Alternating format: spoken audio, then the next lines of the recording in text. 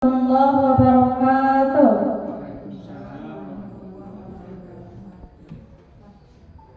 Alhamdulillahillazi an'amana bi ni'matil iman wal islam wa nusallimu ala khairil an'am sayyidina Muhammadin wa ala alihi wa sahbihi ajmain. Amma ba'du. Puji syukur atas kehadiran Allah Subhanahu wa taala yang telah melimpahkan rahmat dan karunia-Nya kepada kita semua sehingga kita dapat berkumpul di ruangan ini dengan kegiatan penilaian praktik kinerja Bapak Kepala Sekolah UPT SMP Negeri 3 Koto 11 Tarusan. Salawat dan salam kita hadiahkan kepada Nabi besar kita, yakni Nabi besar Muhammad sallallahu alaihi wasallam. Dengan lafaz Allahumma salli ala Sayyidina Muhammad wa ala ali Sayyidina Muhammad. Baiklah, langsung saja masuk ke susunan acara kita pada pagi hari ini. Yang pertama yaitu menyanyikan lagu Indonesia Raya yang dipandu oleh Ibu Reska Sukma Yuliani SPD. Disilakan. Hadirin dimohon berdiri.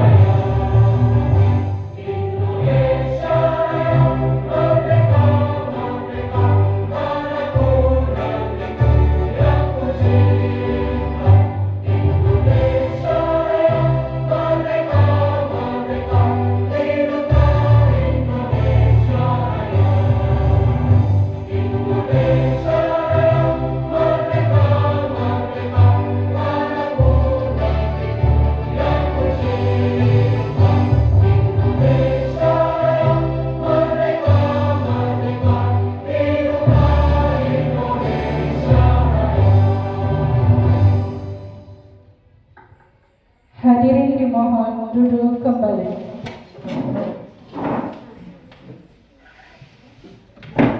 Selanjutnya, penyampaian serta pemaparan kinerja Bapak Kepala Sekolah oleh Bapak Revi Anwar SPD. Disilakan.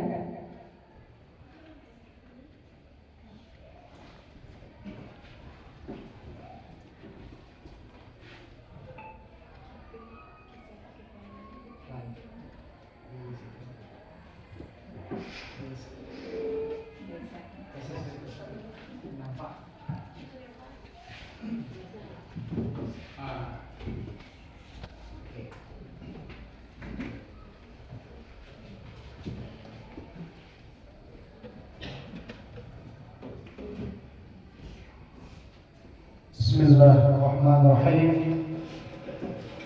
Assalamualaikum warahmatullahi wabarakatuh. Alhamdulillah rabbil alamin. Wassalatu wassalamu ala asrafil anbiya'i wal mursalin wa ala alihi wa sahbihi rasulillahi ajma'in.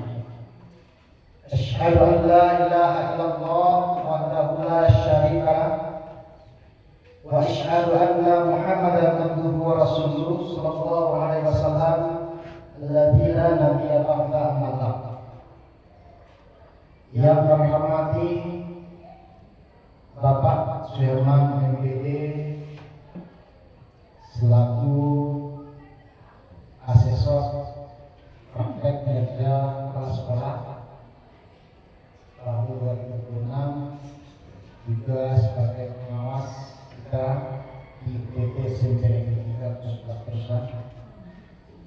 Seterusnya Bapak Ibu Wakil Kepala PT SMP Negeri 3 Pusat, istimewa pada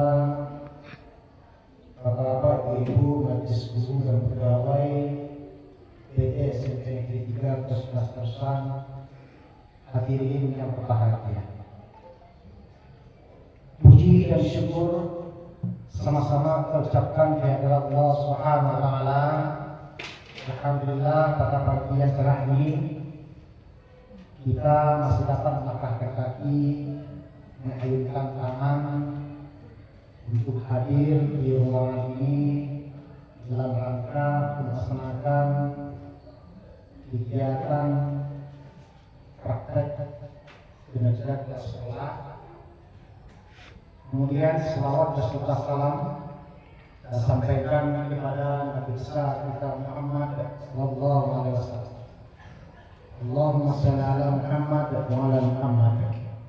Telah berhasil membawa umat manusia dari alam kejahilan pada alam yang penuh dengan keislaman, dengan pengetahuan teknologi yang kita rasakan sekarang. Bapak dan Ibu yang menghormati hadirin berbahagia, izinkanlah saya mempresentasikan penilaian praktek kinerja kepala sekolah dengan tema refleksi pengelolaan kurikulum peningkatan kualitas pembelajaran UPT SMP Negeri 3 Pusat. Adapun yang melatar belakangi refleksi pengelolaan kurikulum sekolah ini adalah bahwasanya kurikulum ini juga berkaitan. Yang pertama yaitu keterlibatan siswa yang masih rendah. Dalam beberapa penelitian kondisi nyata terlihat siswa itu masih cenderung pasif. Guru terlihat beberapa supervisi terus sekarang ini akan perasaan supervisi itu belum selesai. Itu guru lebih banyak menjelaskan dan siswa langsung mencatat. Jadi hasil refleksi misalnya adalah bahwasanya pembelajaran itu sebenarnya berpusat pada siswa. Metode yang digunakan masih dominan seragam. Kemudian kalau kita lihat dalam perangkat ajar yang kita kumpulkan di awal semester kemarin, itu masih belum optimal. Kita lihat dalam kondisinya, bahwasanya modul ajar itu sudah ada, tapi belum sebenarnya kontekstual. Kemudian selanjutnya, tujuan pembelajaran itu belum sebenarnya dipahami oleh siswa.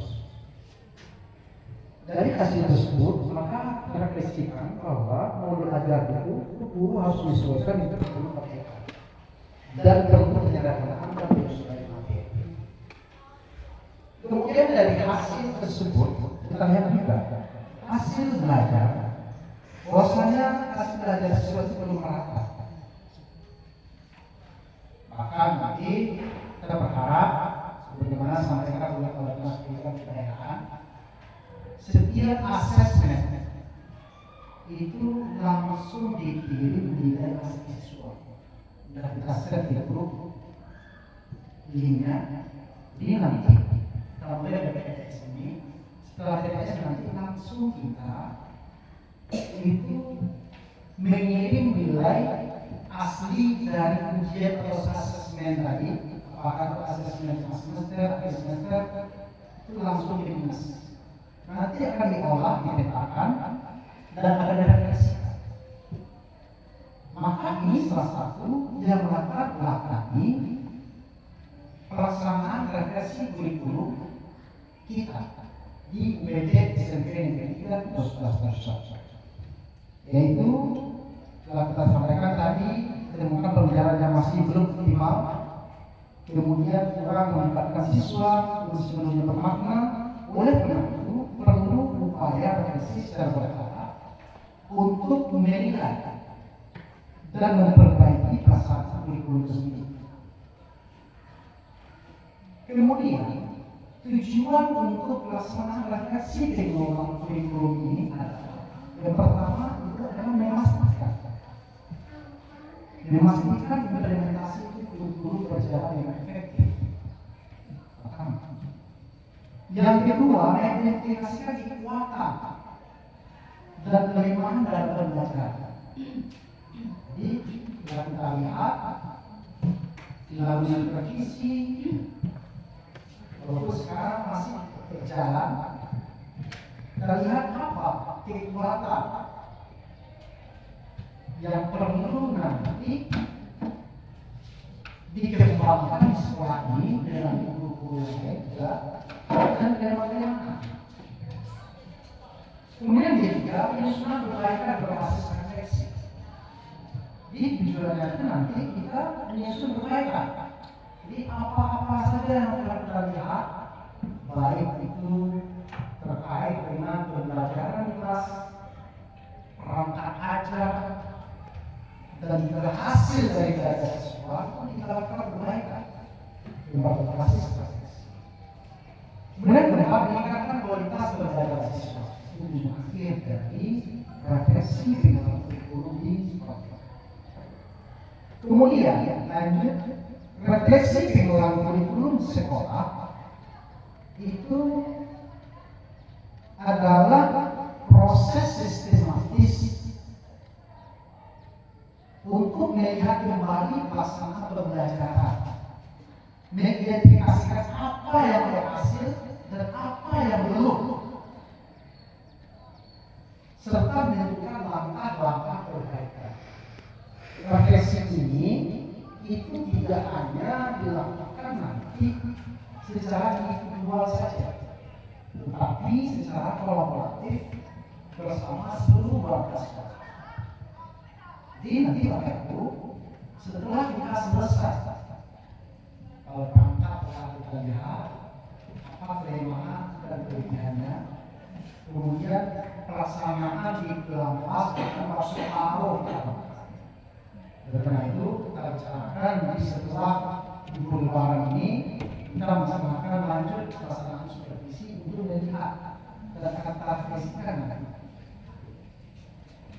Kemudian Bapak Ibu, jadi peran kepala sekolah di sini adalah sebagai pemimpin pembelajaran. Yang pertama sebagai fasilitator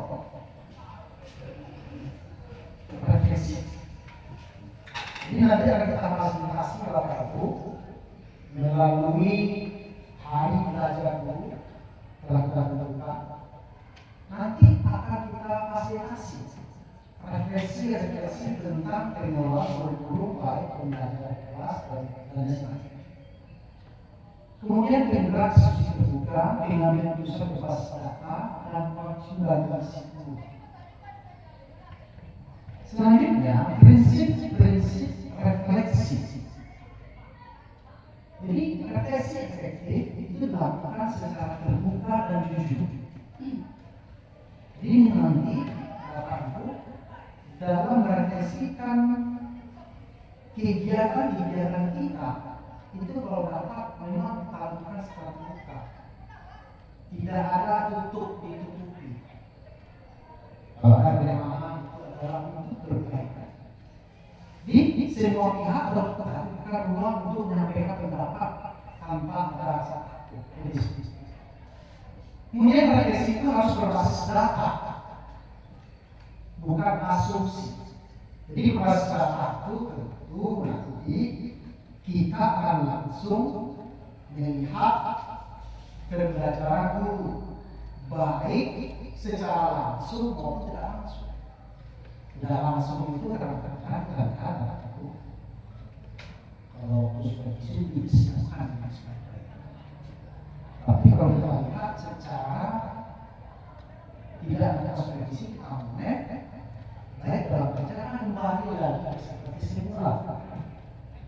Karena tidak sesuai dengan perencanaan, kembali lagi kita ceramah, waktu supervisi bagus sesuai dengan yang ada dalam perencanaan.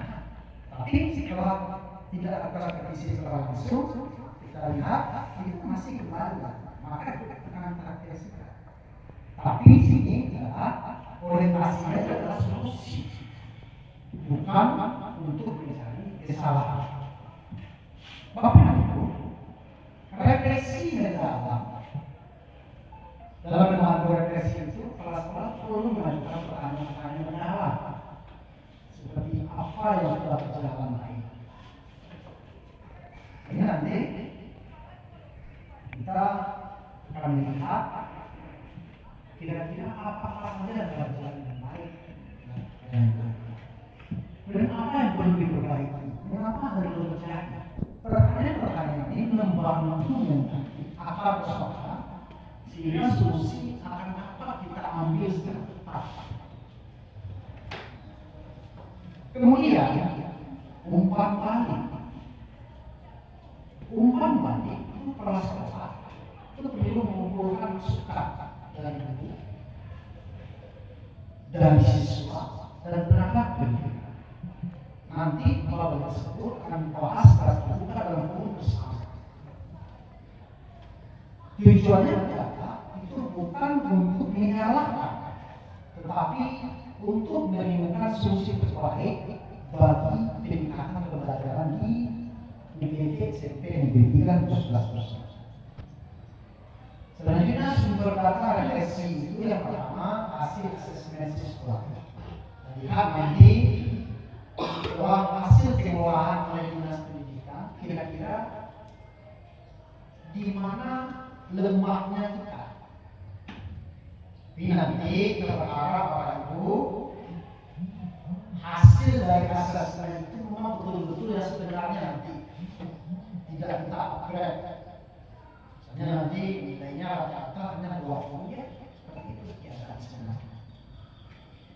Kalau seandainya kita upgrade, kita tahu di mana kelemahan kita dan mata-mata pelajaran apa saja sesuatu lemah.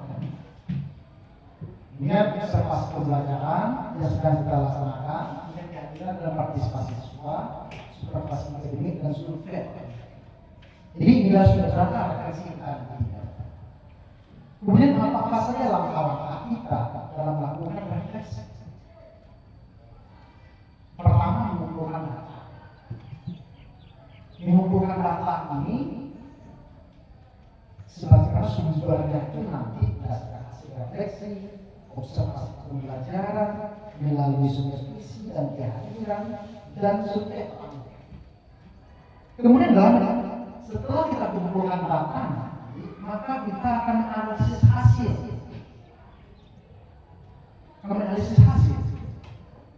Kemudian diskusi refleksi bersama, dan menentukan prioritas masalah. Kemudian menyusun rencana perbaikan. Jadi nanti kita setelah kita lakukan apakah itu pembelajaran supervisi, maka nanti akan ada perbaikan.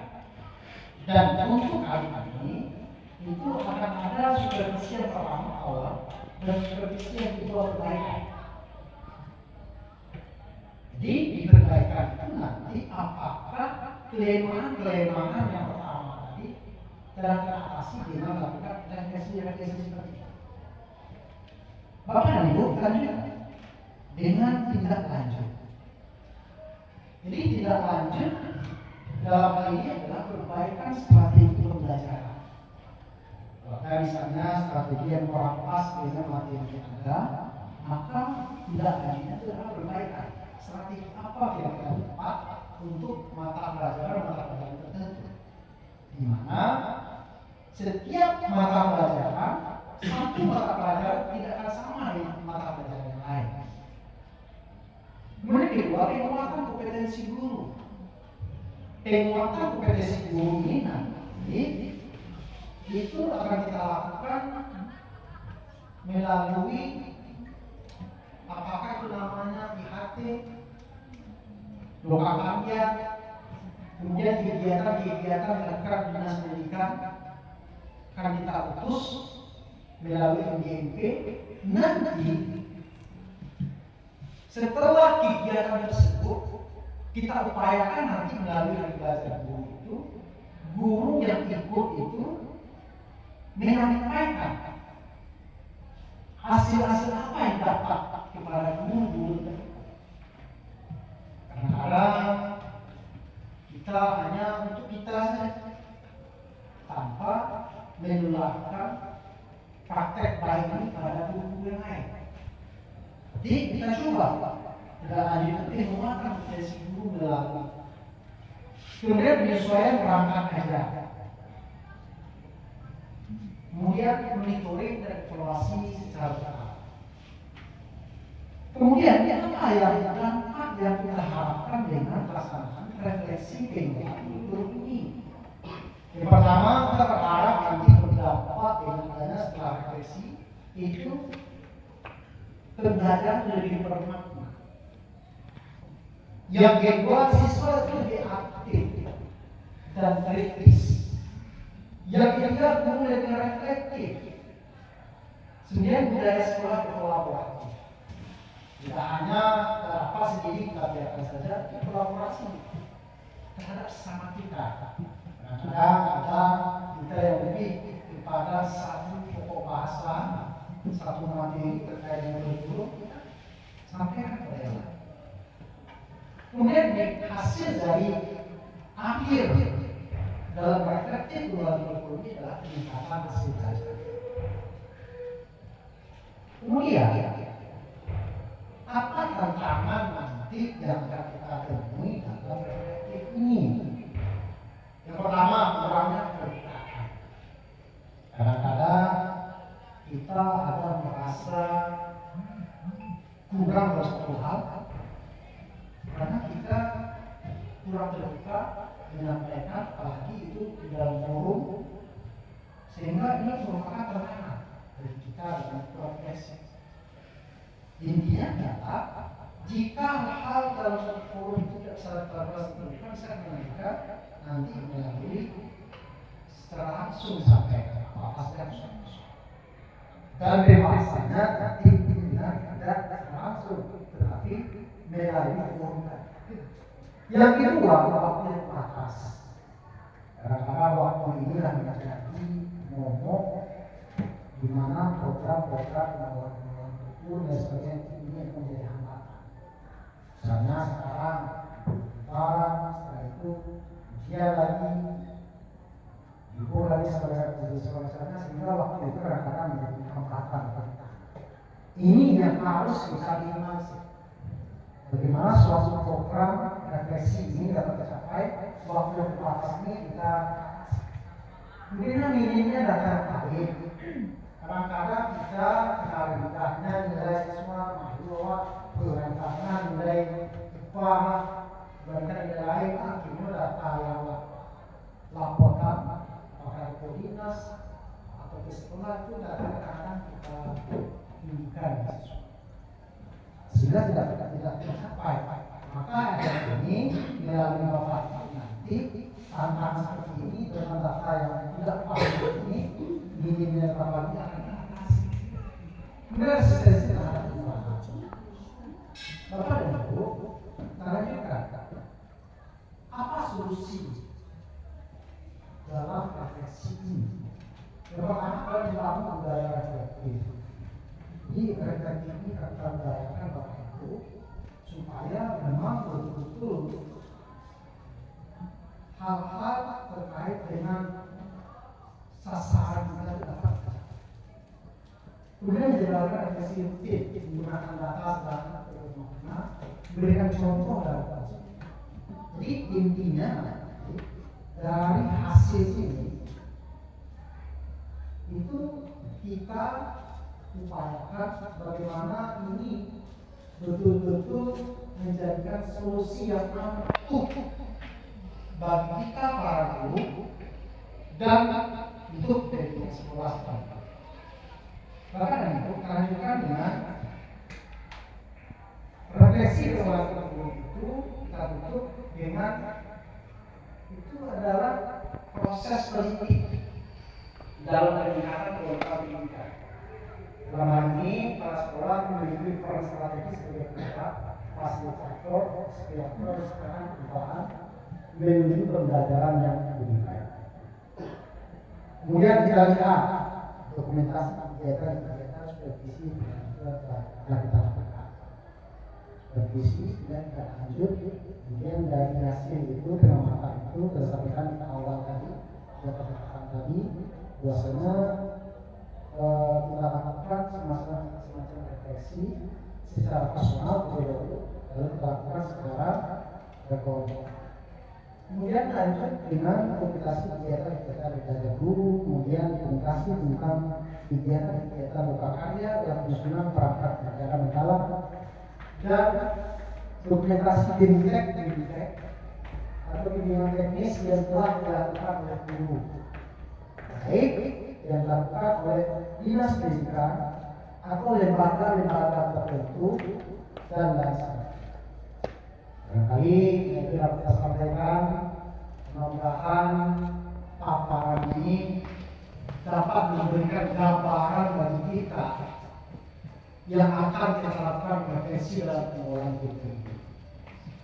Walaupun kurikulum mengikuti perubahan-perubahan itu dan disesuaikan dengan kondisi yang ada. Terima kasih, mohon maaf bila kami hidayah. Assalamualaikum warahmatullahi wabarakatuh. Baik, terima kasih atas waktu diberikan. Assalamualaikum warahmatullahi wabarakatuh. Untuk menyempatkan waktu sebagai penonton dan pembahasannya adalah Pak Bosco. Baik, Bapak Ibu yang saya hormati, dari hasil presentasi praktek kinerja kepala sekolah yang telah ditayangkan disampaikan oleh Pak Revi, luar biasa. Aplaus dulu Bapak Ibu. Ya, kita berharap ya apa yang disampaikan itu bisa terimplementasi dalam keseharian dalam rangka perbaikan kualitas kita dari hari ke hari. Kita sangat berharap seperti itu. Baik Bapak Ibu, itu komentar sedikit ya dari saya sebagai asesor, dan berikutnya mungkin saya akan melakukan wawancara dengan Pak Revi. Ya, wawancara, dan tolong diambil videonya, ambil video. Ya. Baik, terima kasih Bapak Ibu, sekali lagi aplaus ya. Luar biasa. Assalamualaikum warahmatullahi wabarakatuh.